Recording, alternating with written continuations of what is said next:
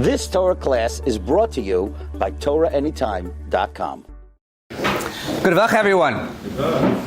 I want to just start by saying it's literally and figuratively heartwarming to see such an incredible crowd on Motzei Shabbos Aleph, bathed on the coldest night thus far, hopefully the coldest of the year. None further, God willing. But it's a pleasure to have everyone here Motzei Shabbos to learn together as we begin our journey towards learning Hilchos and Yonei Chanukah, and appreciate everyone being here tonight. I want to just not take too much time from Rabbi Glatstein Shlita, but he deserves our Hakdama Divrei Shevach V'Hoda. And thank you for being here also on a Motzei Shabbos when it's hard to leave the family and hard to leave the Kehila. We are so appreciative that he's here tonight. But I want to just make a ha'ara ba'alma, which is that oftentimes when you share, communication today seems to be so easy. We have emails and WhatsApps and all these correspondences, and yet when I tell people, Rabbi Glastein's coming, if this one's coming, when? There's a sign in the hallway, there's an email, there's a WhatsApp, somehow people, they announce mincha, it's on the board in the hallway, it's on a sheet. What time mincha? I don't know. No one knows anything. The more communication that we have, but every person, when I shared, this is Beli Guzma, when I shared, I sent out on the WhatsApp and the email, and I told in person, Rabbi Glatstein is coming, I've never seen such a hadras panim, such enlightened faces with excitement. He has a real shem tov, not just in our community, but all over the world. And testament is, apparently I was told on the way in tonight, that he has the most shiurim on Torah Anytime, and the most hits, I believe, in terms of people listening to his shiurim. His Rosham goes well beyond just his community in the 5 towns in Queens and New York. All over the world, his Torah really is making a Rosham on so many. And I want to mention that many of us, myself included, have enjoyed Rabbi Glatstein's Svarim. Somehow, like the Chida, the Chida was known to be a prolific writer. In fact, Yeshiva University once made the daunting purchase of Kol Kisvei Achida. And they said, it's very nice to have. They didn't realize they needed 6 shelves to fill. It was 6 shelves in the YU library, Kol Kisvei Achida. I can already see by Glatstein Halavai, Weiter, he's going to fill up 7 shelves, Mir Tashem, in the YU library, God willing, one day. But his, not just his machshavos, his Torah, his pen are strong, but his personality. When you speak to Rabbi Glatstein, he's always smiling, always kind, always sensitive and sweet, and his midos certainly matches Torah. And it's such a privilege to begin our Chanukah journey tonight, to hear his Divrei Torah, Divrei his Orus, and really look forward, Mitzvah Hashem, many more opportunities, God willing. As we all leave, also, I recommend purchasing the Sfarim in the back, because each one is a gem. Truly, I've read some of them. Each one is a gem. So please make your purchases on the way out. Without further ado, you hear him and not hear me, Rabbi Glatstein. Thank you very much, Rabbi Galler, for the very warm and generous introduction. I want to assure you that your Rav is a great Chacham, because our Gemara tells us, Derech Chachamim Ledaber B'Lashon Guzma. The wise exaggerate. So I appreciate that very generous introduction. I'm an admirer of the Rav for many years, since I know him from my days in Queens, and I'm very proud that this Kehila, a storied Kehila in Klal Yisrael, is worthy of such a great Torah personality as your Rav. I'm very honored for tonight's opportunity to share with you Divrei Torah in honor of Chanukah. I'm happy the Rav mentioned the Chida. The Chida is my personal favorite.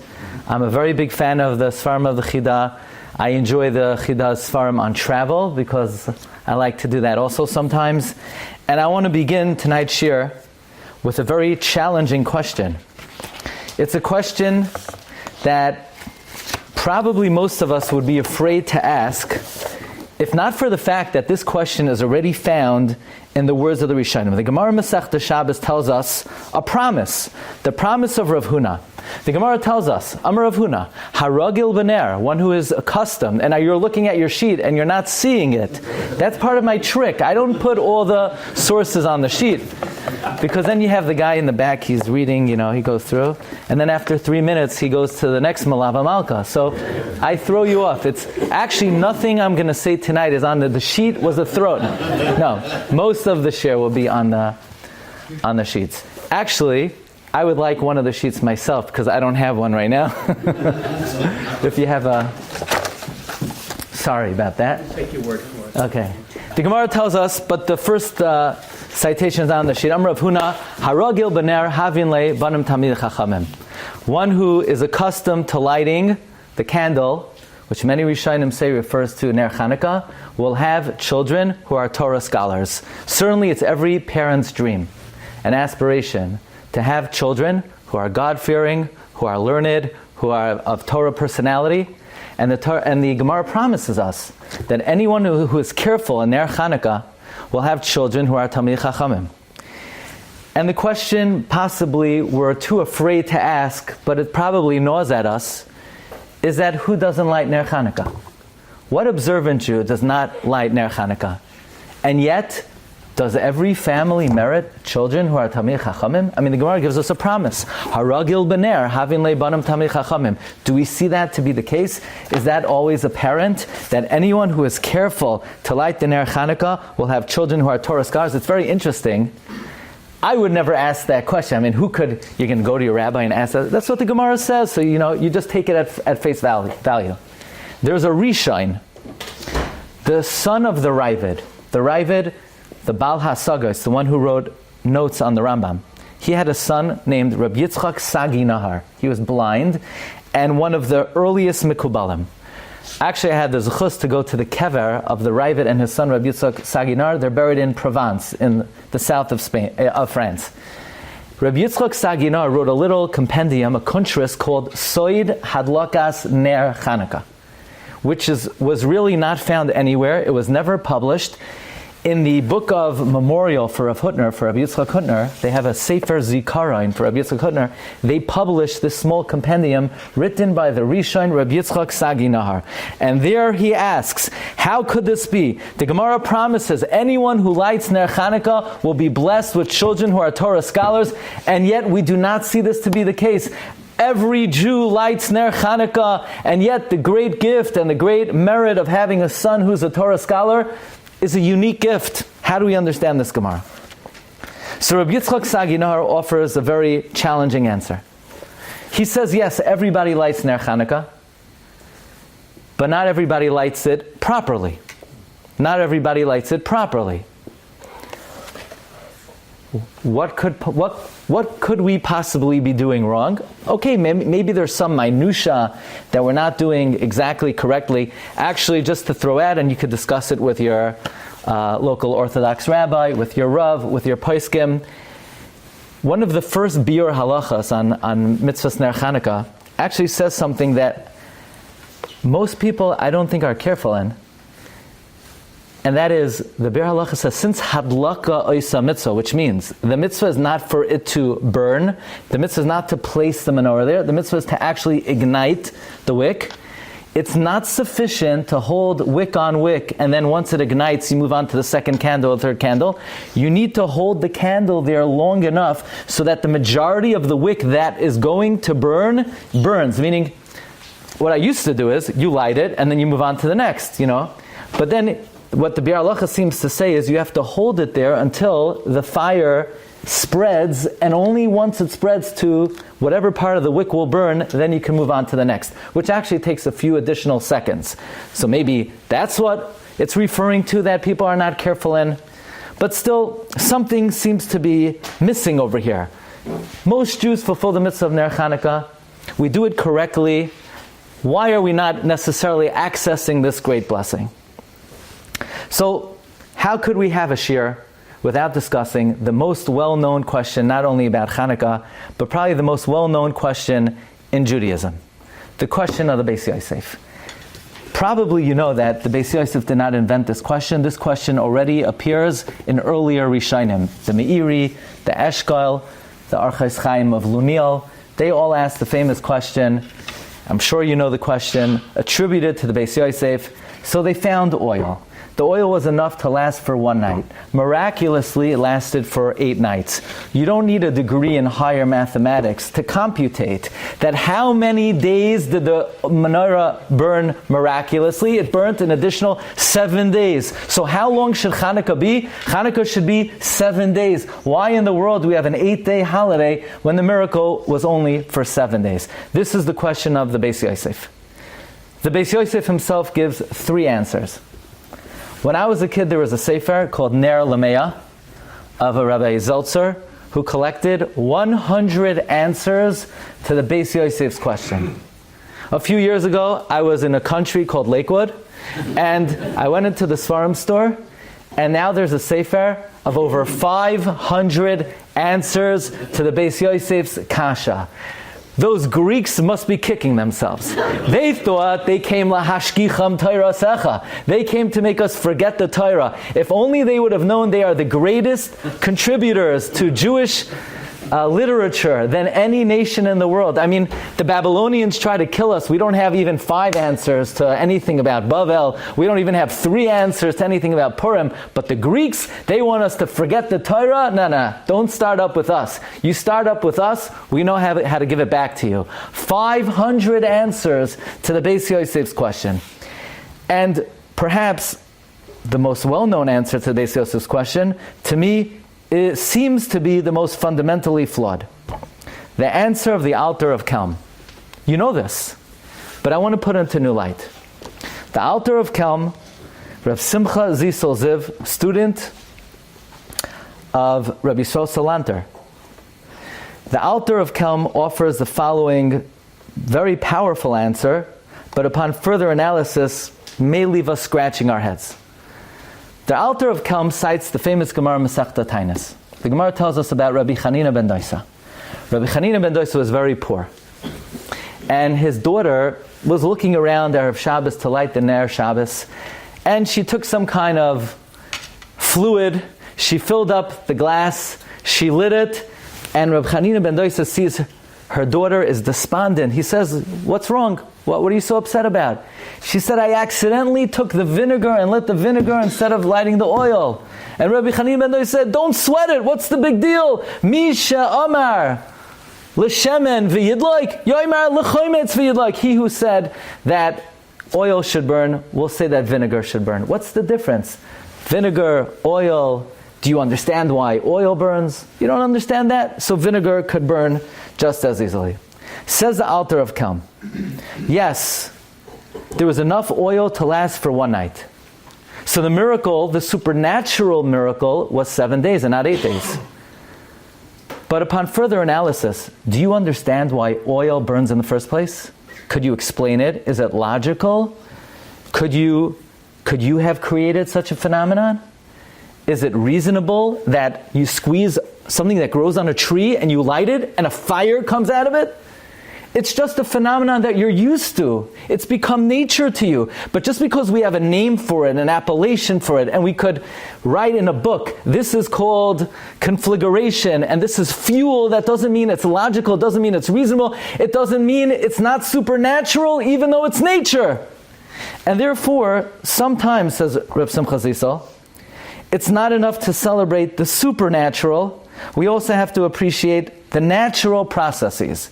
The fact that oil burns, that itself is really a miracle. Yes, we breathe, but we take it for granted. We call it nature. But do we appreciate that? Do we appreciate the processes of all of the natural phenomenon? Do we appreciate evaporation, condensation, precipitation?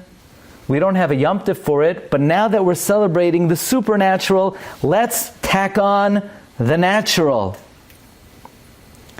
By the way, Rav Moshe Feinstein in the Darash Moshe gives the same answer as the Alter of Kelm. And Rav Moshe says that's why in the Al Hanisim, we don't say they lit the menorah. If you look in the Al Hanisim, it says, V'achar kein bo v'anecha le'bebesecha v'hidliku neiros, they lit candles. It doesn't say they lit the menorah. Because the focus is not only on the menorah, the focus is on the concept, the fact that oil burns, that you could light a fire in the first place. I'll tell you the truth. I never bought this answer. I never went for this. You say, how can you say that? Let me ask you a simple question. Between me and you, you really think that's why there's an extra day of Chanukah? Come on. That's why we're celebrating that oil burns? You could say that about any Yom Tif. Why don't we tack on a day to Sukkot? 8 days for the miraculous clouds, and then after Simchas Torah, even though the rabbis were very tired when we get to Simchas Torah, after Slichos and Rosh Hashanah and Tzom Gedalia and Yom Kippur, we're not looking to add extra days, but why are we taking clouds for granted? We have 8 days of the supernatural clouds. Why don't we have Cloud Day? We come to Shul and we appreciate evaporation and condensation. And everyone will come to Shul, I don't know, we'll have boxes and inside we'll have these fluffy clouds and we'll throw it. I don't know, we'll figure out what to do. Why don't we have a day that we add on to the calendar, Cloud Day? Or Pesach, we celebrate the splitting of the sea. Let's have a day to add on to Pesach to celebrate water day. You take water for granted. You think you could just come in here, listen to a shiur, and then when you're feeling a little parched, you're just going to drink water like it's nothing? Why does water quench your thirst? Does hydrogen quench your thirst? It's a gas. Does oxygen quench your thirst? It's a gas. If you were thirsty and you'd be infused with a pipe of hydrogen and a pipe of oxygen, we'd have to carry you away. And now all of a sudden, because you have 2 atoms of hydrogen and 1 atom of oxygen, it quenches your thirst. So we should have an extra add-on to Pesach to celebrate the miracle of water. And you could ask this about any Yom Tif. So conveniently, it's like a good chap. Where did the last day of Chanukah come from? To celebrate the miracle that oil burns. But we don't do this any other time of the year. Why specifically, when it comes to Chanukah, do we celebrate the miracle that oil burns? This answer always bothered me. And understanding what the Alter of Kelm meant, I believe we will uncover the most basic principle of what Chanukah is. I want to bring to your attention the words of the Ramban. Probably the most famous comments the Ramban ever wrote are the comments of the Ramban found at the end of Parshas Bo. The Ramban there is speaking about why God does not perform miracles in every generation, why Hashem only made open miracles one time in history when He took us out of Egypt. And the Ramban actually writes that the purpose of open miracles is not just for those miracles in and of themselves. The Ramban writes the famous words. You'll find them on your sheet.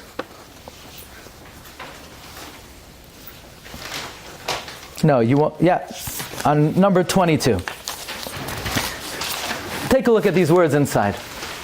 Says the Ramban, Umin hanisim hagedolim hamifursamim. From the great and obvious miracles, Adam moide benisim hanistarim. A person will acknowledge the hidden miracles. Shahim yisoid haTorah kula.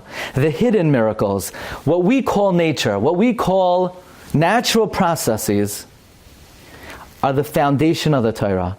She'ein la'adam chelek b'Torahs Moshe Rabbeinu. A person has no share in the Torah of Moshe, ad shenamin, unless we believe, b'chol divarenu, that all of our happenings, u'mikreinu, and everything that occurs to us, shekulam nisim, they're all miraculous, ein bahem teva u'minhagos shalom, there is no nature at all. The Ramban writes, the purpose of open miracles, the reason why God splits the sea, the reason why He turns the water to blood, the reason why God performed all the miracles of Egypt is for us to come to the recognition that there is no such thing as nature. Nature is just something covered with a veil that doesn't allow us to penetrate the source of something, but the purpose of an open miracle is to recognize there is no nature. Okay?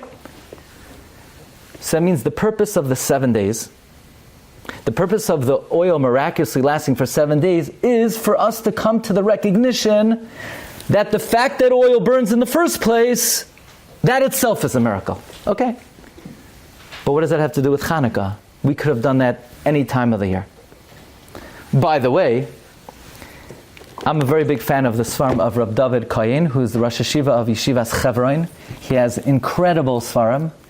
He says, based on this answer of the Altar of Kelm, that the purpose of the 7 days of miraculous burning is for us to infer that even the first day, the fact that oil burns, that itself is a miracle, is why we say, B'nai Bina, men of Bina. What is Bina? Bina is the acumen of not wisdom, of lahavin, davar mitach davar, to infer one thing from another. B'nai Vina, men of understanding, Yemei Shmaina, kavu Shiur Nanim, enacted 8 days.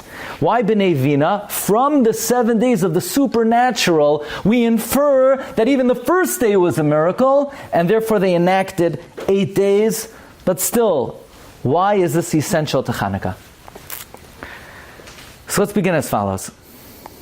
We're going to speak about a very elevated topic, a mystical topic. Let's introduce the concept of spheros.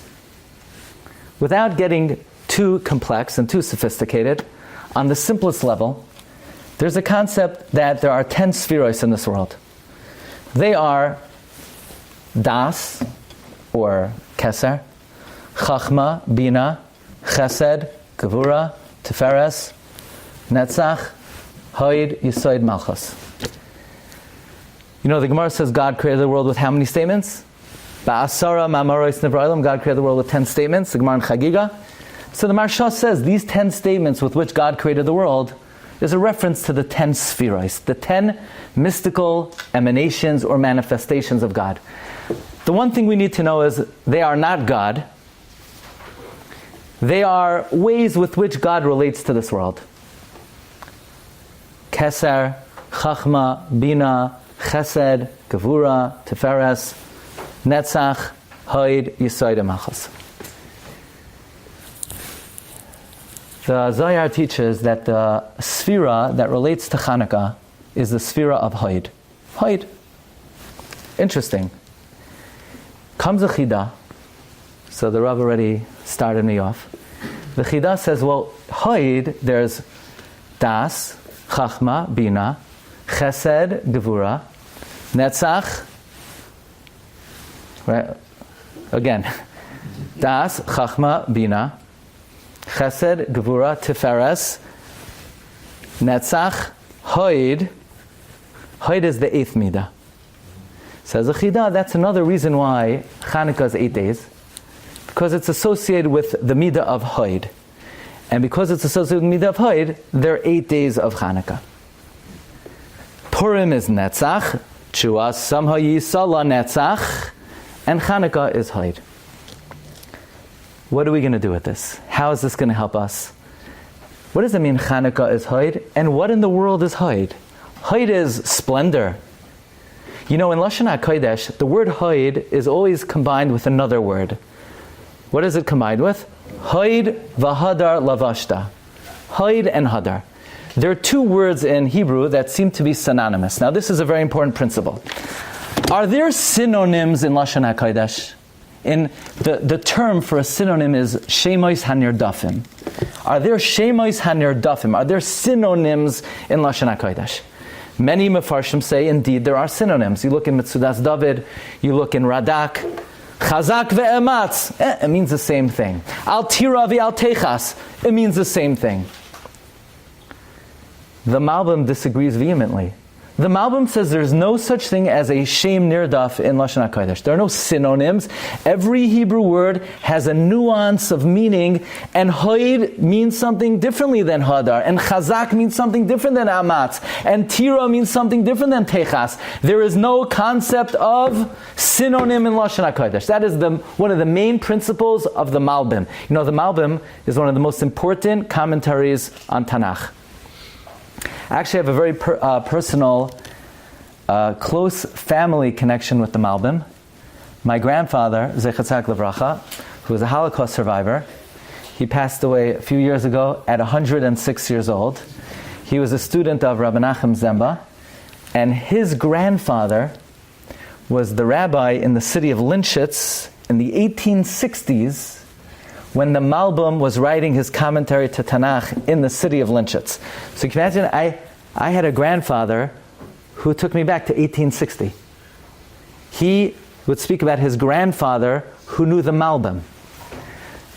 My grandfather would always speak about the Malbim. The Beis Halevi said, there are many psukim in Tanakh. The Malbim was the only one who was able to explain them. Even Rishonim couldn't explain it, and the Malbim explained it Baruch HaKodesh. That's what the Beis Halevi said. The Briskers say there are three Achronim that have a status of a Rishon. Obviously, they say Reb Chaim Brisker, the Vilna Gaon, and the Malbim. Okay, the Malbim's fundamental principle is there is no concept of Shemois Hanirdafim in Lashon HaKodesh. And the Malbim speaks about this in many places in his Sefer HaKarmel, in Parshas Pinchas, in Parshas Kedoshim. And the Malbim uncovers the fundamental difference between Hod and Hadar. Chanukah is the midah of Hod. What's the difference between Hod and Hadar? What do we know about Hadar? Pre-Eitz Hadar. But Hashem tells Moshe, V'nasata mehoidcha alav. Hadar, says the Malbim, is a reference to external beauty. So let's say you have a beautiful esrog. It has a beautiful color. It has beautiful shape. It has beautiful crown. It has beautiful bumps. Hadar refers to external beauty. The imahais were yefei toyar v'yefei mara. That's external beauty. But there's another term. There's a term called hod. What does hod mean? Hod refers to internal beauty. What is internal beauty? You could have different types of people. One person, you could say, objectively, this individual looks good. Yeah, there are different tastes that people have, but there are some people, they have objective good looks, form, appearance, complexion. That's hadar, that's external beauty. There's something called hod. Hod is, you could look at somebody, and you could say, objectively, maybe the appearance is not what is appealing, but there's some internal quality that they have, whether it's wisdom, whether it's good character, humility, that internal beauty shines forth from them, and they have a splendor. It's not an objective, calculative, measurable quality, but there's something about them that transcends their physical, perhaps, limitation, and they are splendorous and majestic. That's Hod. That's the difference between Hod and Hadar. Hadar is external beauty. Hod is internal beauty. The main point of contention between Greece, between Yavan and Yisrael, is Yavan was a nation of Hadar, external beauty, and the Jewish people are a nation of Hod. The Greeks valued body sculpting, muscle tone, athleticism, good looks. The Greeks valued and judged somebody. The way you look is who you are. That is the philosophy, that is the worldview of Yavan. They are a nation of Hadar. Not so Yisrael. We say, we don't view our great people based on their objective appearance. We look at their character, we look at their midos, we look at their personality, we look at their fear of God, we look at their humility, we look at their inner soul. And that is the dominant, and that is how we view other people. We are a nation of Hod, not a nation of Hadar. But let's take that idea a little bit deeper. Because it's not only how we view other people, it's also how we view the world. The way Yavan viewed the world is Yavan said, if you could measure it, and you could calculate it, and you could computate it, and you could add it up, we believe it exists. But we don't believe in the supernatural. We believe in evaporation. We could measure that. We have terminologies for that. We have weathermen. We believe in condensation. We believe in precipitation. It's all calculable. It's all computative. It's all measurable. There are scientific formulas. If we could explain it, if we could measure it, it exists. We don't believe that. We don't believe it rains because the water evaporated. and sometimes, there's more water in the atmosphere, so rain more. We believe that there are processes that even though you can't measure and you can't calculate, we believe that if you come to shul and you daven to Hashem and you pour out your heart, it will affect the weather cycle. We believe that if you wrap tefillin around your arm, the economy could be affected. We believe that if you learn Torah, it could change a person's health. We believe that the way we speak to our friends affects events throughout the world. Yes, maybe sometimes we have to use diplomacy, sometimes we have to protest, sometimes we have to do hishtadlus. But we believe that events in Israel are affected by our good deeds and our midos tovos and our masim tovim. Even though the Greeks would say, what? What does your learning Torah in West Hempstead have to do with the fate of Israeli soldiers on the front line? But we believe it has a lot to do with it.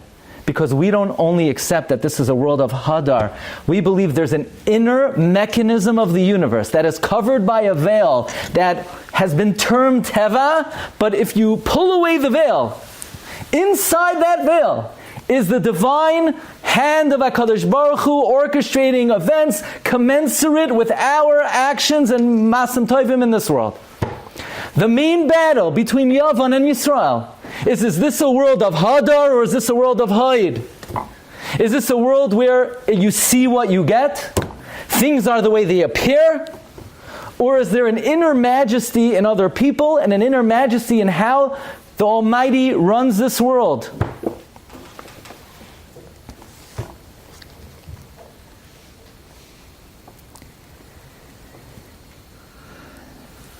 Any other time of the year, we're not tacking on extra days to commemorate the fact that oil burns.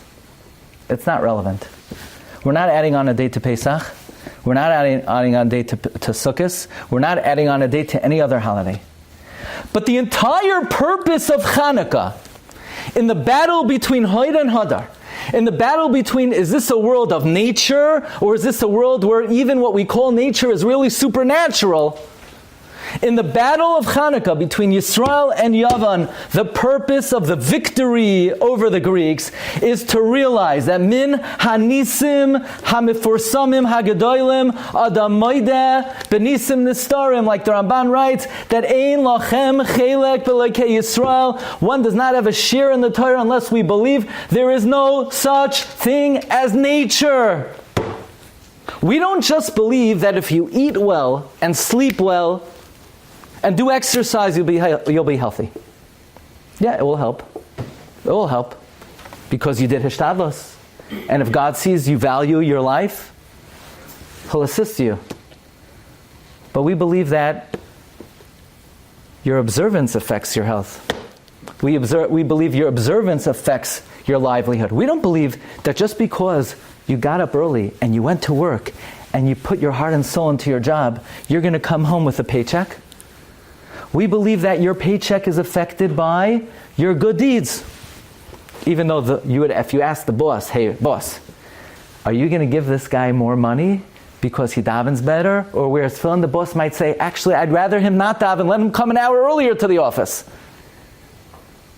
But despite what the boss says, the real boss says, that boss is not who's cutting you the check. The main battle between Yavan and Yisrael, is this a world of Hadar or is this a world of Haid? Is this a world where only oil lights, or is this a world where even vinegar could light? Is this a world where you only celebrate the miraculous, or is this a world where you also celebrate the natural?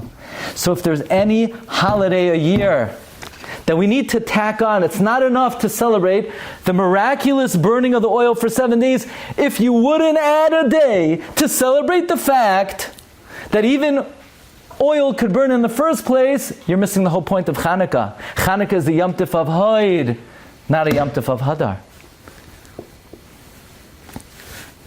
But let's take this to the next level. The Vilna Gaon writes in Imrei Noyam, in Masechta Brachas, number 10, a beautiful idea, very short words. I think this is a life-altering teaching. Because everybody knows that one of the main objectives of Chanukah is they enacted Chanukah l'hoidai sulahalel. Hoida. You ever hear the word hoida? What does hoida mean? Gratitude.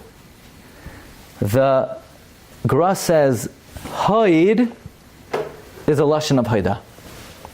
The midah of hoid is a lashon of hoida.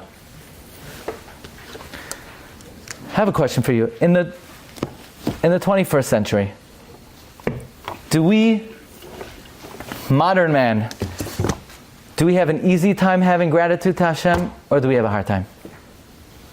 We have a hard time. Do we walk around always feeling overflowing with gratitude to Hashem? I don't think so. Why is that so challenging to us? Why is it so challenging for us to feel gratitude for the simple things in life? When we wake up in the morning, do we wake up, thank you Hashem for a bed, thank you Hashem for a pillow, thank you Hashem for my slippers, thank you Hashem for my toothbrush, thank you Hashem for my toothpaste, thank you Hashem that I'm breathing, that my heart is... Do we feel that way? We have a very hard time feeling that way. We're used to everything, but that's not the only reason. Do we thank Hashem? Hashem, thank you for my salary. Thank you, Hashem, for my house, for my husband, for my wife, for my children, for my life. Why don't we have that attitude? I would humbly suggest that it's not only that we take things for granted, it's because we are influenced from the secular philosophy of Hadar. We say to ourselves, I should thank Hashem for children. The reason I have children is because I got married. That's what happens. You get married and you have children. I should thank Hashem for a salary. I have a salary because I went to work. That's what happens. You go to work, the boss gives you a salary. I should thank Hashem for rain. It rains. I should thank Hashem for a home. When you get a job and you get a salary, you buy a home. What exactly am I thanking Hashem for? The problem is we live in a world of Hadar. The reason we take everything for granted is because we, so to speak, write off that everything in our life has a logical explanation. Everything I have could be explained in reasonable terms. I have A because I did B. I have C because I did D. That's just the way the world works. But if you live in a world of Haid, then you say that just because I got married, the fact that I have children is because of the Chesed and the Rachamei Shamayim and the beneficence of the Almighty that He gifted me children. And the fact that I have a salary, yes, I went to work, but it's because of the kindness of the Creator. And everything I have, it's not because there's a process called evaporation, condensation. There are no processes. Everything is an open miracle from the kindness of Hashem. That is why Hoidah, gratitude, is linked to the Midah of Hoid. In a world of Hadar, ingratitude abounds. In a world of Haid, we could begin to recognize that nothing is a shoo-in, nothing is a slam dunk. It's all the Rachamei Shamayim.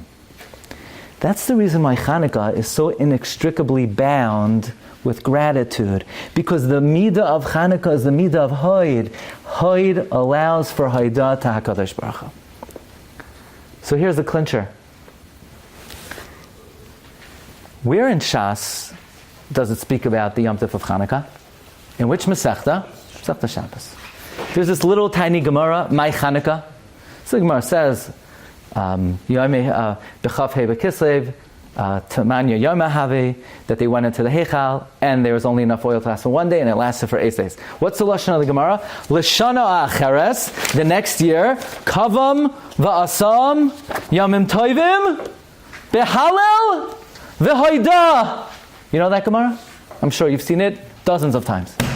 They made Chanukah, Halel, and Hoidah. Are you kidding me? Did you realize that that's what the Gemara says? Did you realize that the one Gemara that talks about Chanukah left out the most important part of Chanukah?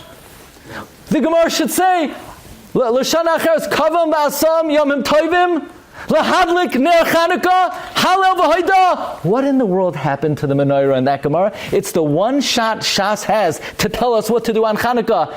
and it left out the main mitzvah of Chanukah. Do you ever notice that? It's talking about the legislation of Chanukah, and it says they established Chanukah to say Hallel and to thank Hashem, and it left out lighting the menorah. What happened? So I looked at the Bach. Maybe you need to put in and l'had lekaner. Now the Bach doesn't add anything. I looked at the Gra. The Gra doesn't say to add anything. You look in the new Gemaras, the Eis V'Hadar Gemaras, they have all the pas gersais that they found in any library in the world. There is no gersa in the Gemara that says they established Chanukah to light the menorah. Now I'll tell you a little secret. I'll tell you a different answer. This is not where I'm going. Rabbi Yehuda HaNasi, one of the great Parsha Gaonim, says, the truth is, when they made Chanukah the first year, they never made a mitzvah to light the menorah. Why would they make a mitzvah to light the menorah? There was a Beis Hamikdash. They lit the menorah in the Beis Hamikdash. What in the world would you do? Would you be lighting a menorah in your house for? The mitzvah of lighting the menorah was not enacted until 200 years later after the Beis Hamikdash was destroyed. That's the amazing chiddush of Rabbi Yehuda HaNasi, but it's not unanimously accepted. So let's come back to the question. What happened to the mitzvah of lighting the menorah? What's even more interesting is if you look in the Ramban, when the Rambam codifies this Gemara, you know what the Rambam says when the Rambam quotes over this Gemara? The Rambam says, Hiskinu, it's not on your sheets, Sheba Oisa Hadar, the rabbis enacted, Sheyu Shmoinas Hayomim Ha'ela, Shetchilasan Milel Chamish Ve'eser Mekislev, Yemei Simcha, Ve'halel, Umadlikin Bohen Neiros. There are days of joy, say Hallel, and you light the Neiros. So the Rambam got it. The only thing is the Rambam forgot something. The Rambam forgot to say V'hoida.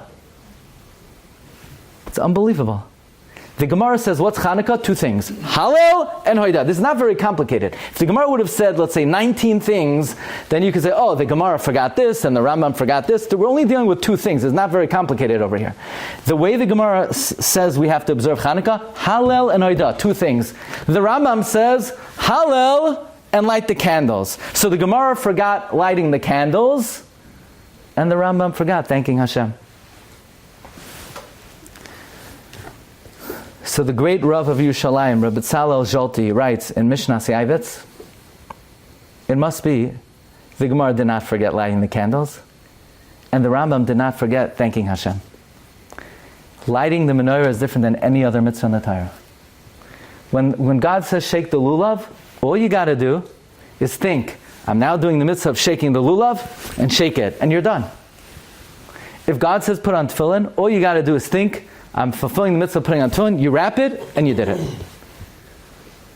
But if you want to light the menorah, and you lit the menorah, and you think, oh, God asked me to light the menorah, and you walk away, you did nothing. You didn't do anything. There is no mitzvah to light the menorah. There's no mitzvah. It's not a mitzvah. The mitzvah is to thank Hashem. The way you express it is by lighting the menorah. That's why the Gemara says they made Chanukah, Hallel, and Hoida. The mitzvah is Hoida. The Rambam formulates how do we fulfill the Hoida?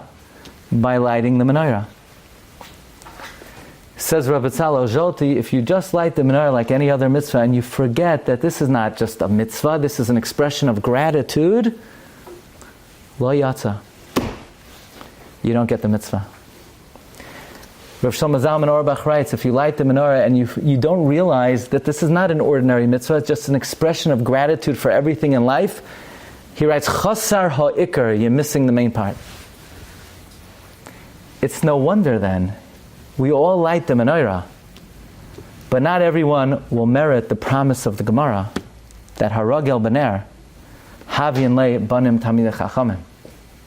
If you want to access the great promise of Shas, to have God-fearing children, to have children who are learned, to have the nachas you're hoping for, lighting the menorah is different than any other mitzvah. The mitzvah is not just to light it. You can light it at the right time, with the best oil, with the most mahudar execution. But you need to realize there's no mitzvah of just doing the act. The mitzvah it's an expression of Haidah to Hashem that the oil burnt miraculously, that oil burns, and that you have water, and that you have food, and that you have clothing, and that you have a home, and that you have friends, and that you have family, and all the benefits of life. The lighting of the menorah is an expression of gratitude for everything in life. If you light it that way, you could take it to the bank, the promise of the Gemara. That is why that 8th day is essential to Chanukah. If you're just going to appreciate the supernatural of Chanukah, you miss the boat of Chanukah. So I'll conclude with a story about Asher. Asher, he lives in southern Israel. He's the father of 5 daughters. They're all marriageable age, from 28 to 21, and he can't get any of them out of the house. He couldn't marry off any of them. To add insult to injury, his chavrusa that he learnt with, he was marrying off one daughter after another, and by the last daughter, Asher needed to take out a mortgage for, minhag Yerushalayim, as you have to buy the kid an apartment, right? So he needed a co-signer on the mortgage, so he asked his poor chavrusa, who couldn't marry off any of his kids, just to be the co-signer. Sure enough, his chavrusa defaults on the loan. The bank comes to Asher. Asher couldn't pay, so the bank took away Asher's home. So he has 5 kids. He can't marry them off. The bank took away his home, and he's wallowing in self-misery. So Asher doesn't know what to do. A friend of his says, go to the Ger Rebbe, the Beis Yisrael. Maybe he could give you advice. So he goes to the Beis Yisrael, and the Beis Yisrael says, okay, but do you daven? Asher lost. Do I daven? Well, of course I do. What am I? Well, that's what I came to this great Rebbe for? He's going to ask me if I daven? Thanks a lot. The Rebbe says, no. Do you thank Hashem? I said, what? Do I thank Hashem? I just told you I have problems in life. There are things I need. I didn't come here to have you encourage me to appreciate. I need things. The Ger Rebbe said, here's my advice. You're asking. I'm going to give you a formula. 60% thanking, 40% asking. And that was the end of the meeting. So Asher's beside himself. He's very upset. The Rebbe didn't, commiserate with his problem. So he goes to his friend. He tells his friend what the Rebbe said. And he says, maybe the Rebbe has a point.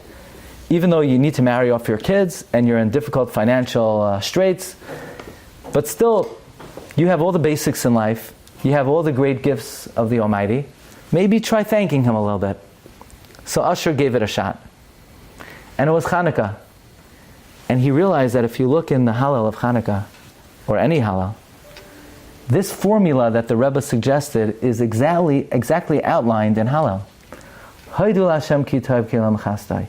Haidu Hashem ki tov. Haidu Hashem ki tov. Haidu Hashem ki tov. Ana Hashem Hashiana, Ana Hashem Hashiana, Ana Hashem Atzlichana, Ana Hashem Atzlichana, Haidu Hashem ki tov, Haidu Hashem ki tov. Exactly 60-40. That's the ratio in Hallel. 60% thanking Hashem, 40% asking.